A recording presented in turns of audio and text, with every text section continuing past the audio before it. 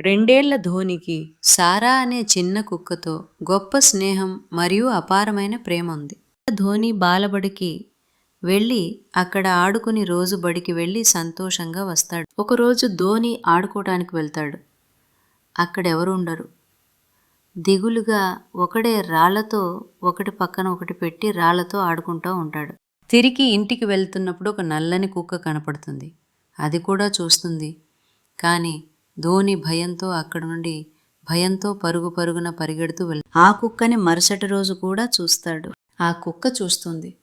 ధోని దాన్ని గమనించి మెల్లగా వెనకకు వెళ్తున్నాడు. ధోని ఒకరోజు వీధిలో వెళ్తుండగా ఆ నల్ల కుక్క రోడ్డు మధ్యలో కూర్చుని ఉంది.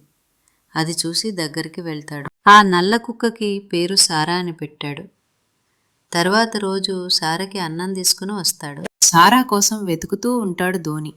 కానీ కనపడదు. దిగులుగా ఉంటాడు. అలా ముందుకు వెళ్తున్నాడు. కొంచెం దూరంలో తనకి సారా కనపడుతుంది. అది చూసి సంతోషంతో తనకి తీసుకుని వచ్చిన అన్నం తీసుకొని పరిగెడుతూ వెళ్తాడు. కొంచెం సేపు తనతో ఉండి అన్నం పెట్టి ప్రేమగా చూసుకుంటాడు. అలా వాళ్ళిద్దరూ మంచి స్నేహం పెరుగుతుంది.